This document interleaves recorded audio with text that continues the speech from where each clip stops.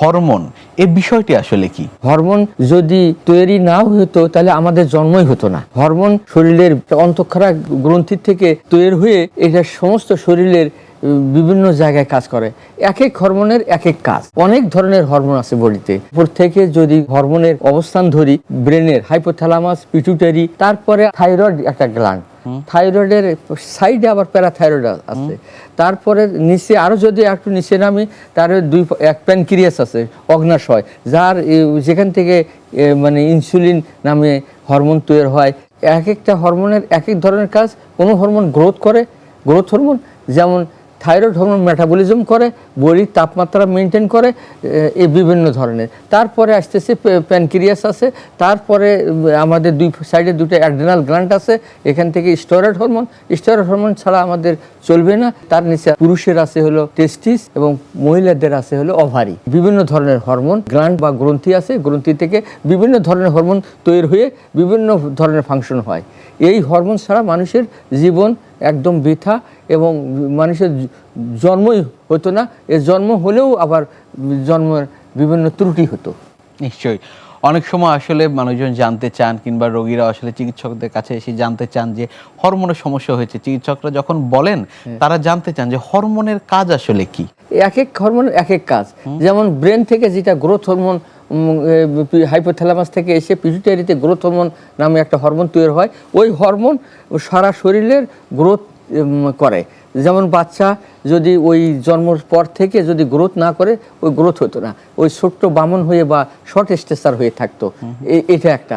তারপরে যদি আমরা যদি আরও নিচে যাই, থাইরয়েড, থাইরয়েড যদি একটা হরমোন, এখান থেকে থাইরয়েড গ্রন্থি আছে, যেটাকে আমরা অনেকে গ্রাম অঞ্চলে এটাকে ঘ্যাক বা ইয়া বলে। তো এই গ্ল্যান্ড থেকে একটা থাইরক্সিন নামে একটা হরমোন তৈরি হয়। এটা সমস্ত শরীরের মেটাবলিজম তৈরি করে। মেটাবলিজম অর্থাৎ তাদের হজম শক্তি বা তাদের মুভমেন্ট, তাদের টেম্পারেচার, তাপমাত্রা রক্ষা করে এবং বিভিন্ন ধরনের আমাদের রক্তকণিকা যে আরবিসি আছে, এটার উপস্থিতি লাগে। এর উপস্থিতি ছাড়া এটার মানে এটা হবে না। আবার বাচ্চা যখন ডেভেলপমেন্ট হচ্ছে, ব্রেন ডেভেলপমেন্ট, তারপরে তার হচ্ছে গ্রোথ, এই হরমোন ছাড়া তার ব্রেন ডেভেলপমেন্ট সম্ভব হবে না। ওই during the development of child, বাচ্চার মায়ের গর্ভে যখন থাকে বাচ্চা, তখন এই হরমোনটা খুবই দরকার। তাছাড়াও দুই সাইডে বিভিন্ন ধরনের আরও গ্ল্যান্ড আছে।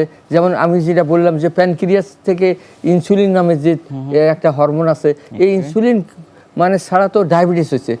ডায়াবেটিস হচ্ছে মাদার অফ অল ডিজিজ। তাছাড়াও আরও নিচে অ্যাড্রেনাল গ্ল্যান্ড আছে, আরও প্যারাথাইরয়েড গ্ল্যান্ডের যেটা বললাম, থাইরয়েডের পাশাপাশি এই প্যারাথাইরয়েড গ্ল্যান্ডের আধিক্যত্ব আছে।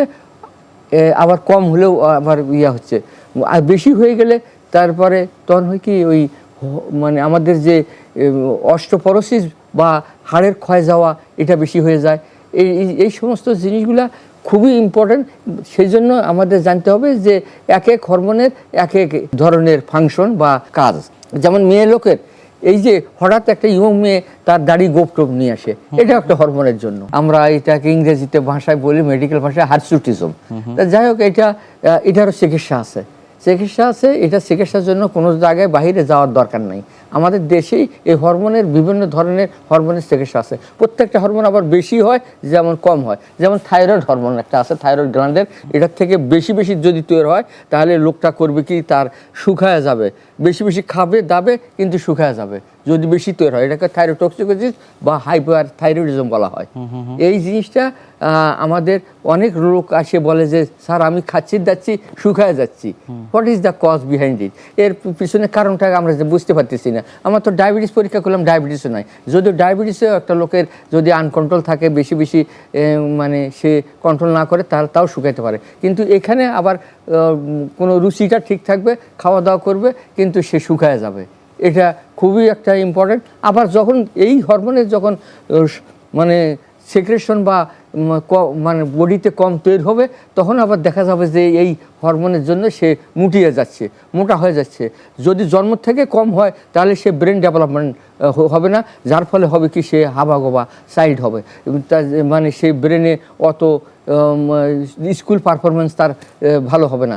বাচ্চা স্কুলে যাচ্ছে, তার ক্লাসে গার্জিয়ান তাকে মাস্টার বা অন্যান্য সব কিছু লাগাই দিচ্ছে, টিচার লাগাই দিচ্ছে, কিন্তু সে ব্রেনের কাজ করতেছে না ভালো, সে তার রেজাল্ট ভালো না, তার স্কুল পারফরমেন্স ভালো না, তখন মানে গার্জিয়ান আর অনেক চিন্তার মধ্যে পড়ে। সেই জন্য আমাদেরকে এই ধরনের চাইল্ডগুলো যারা বৃদ্ধি হচ্ছে না, যারা ব্রেন অত ডেভেলপমেন্ট নাই, এবার শর্ট স্ট্যাচার, তাদেরকে আমরা এই সমস্ত রোগীকে আমরা বলি যে যারা দর্শক আছেন, এরা এক এন্ডোক্রাইনোলজিস্ট বা হরমোন বিশেষজ্ঞ ডাক্তারের চিকিৎসাতে আনতে হয়। আর একটা জিনিস আমি বলবো, সবচেয়ে যেটা ইম্পর্টেন্ট, আরও সবগুলাই এগুলো হরমোন ইম্পর্টেন্ট, যেমন মেয়েদের ব্যাপারে যদি ওভারিতে হরমোন তৈরি না হয় ভালো, তাহলে দেখা যাবে তার ইউটেরাসটা শর্ট হয়ে যাচ্ছে, মানে ছোট হয়ে যাচ্ছে।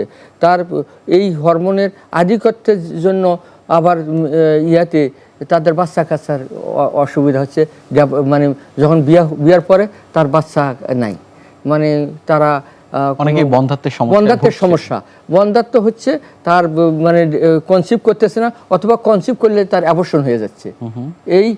এটা হাইপোথাইরয়েডিজম হতে পারে, হাইপারথাইরয়েডিজম হতে পারে, অথবা অন্যান্য হরমোনের আধিক্যতার জন্য হয়। আর এই হরমোনের প্রত্যেকটা স্টেপই এর ইম্পর্টেন্ট। যেমন অ্যাড্রেনাল গ্ল্যান্ড যেটা আছে, আমরা বলি এখানে যে হরমোনটা তৈরি হয়, এটা দুই ধরনের মেইন আমরা বলি, অ্যালডোস্টেরন, আর একটা জিনিস হলো কি গ্লুকোকর্টিকয়েড, যেটা স্টেরয়েড বডির আমাদের এটাকে অ্যালডোস্টেরন আর স্টেরয়েড খুবই ইমার্জেন্সি হরমোন। এই হরমোন ছাড়া মানুষের প্রেশার মেনটেন হবে না, তারপরে তোমার বডির মানে এনার্জি পাবে না। এইটা অ্যাড্রেনাল হরমোন ডেফিসিয়েন্সি। এর ফলে হয় কি, দেখা যায় যে একটা বাচ্চা অনেক দিনতে তার অ্যাড্রেনাল হরমোনটা কম, অ্যাড্রেনাল ইনসাফিসিয়েন্সি বলা হয়, অথবা অ্যাড্রেনাল পরে যদি বেশি দিন থাকে অ্যাড্রেনাল ক্রাইসিস ডেভেলপ করে। ক্রাইসিস হলো কি, যে হঠাৎ তার হরমোন কমে যায়, সে অজ্ঞান হয়ে পড়ে গেল।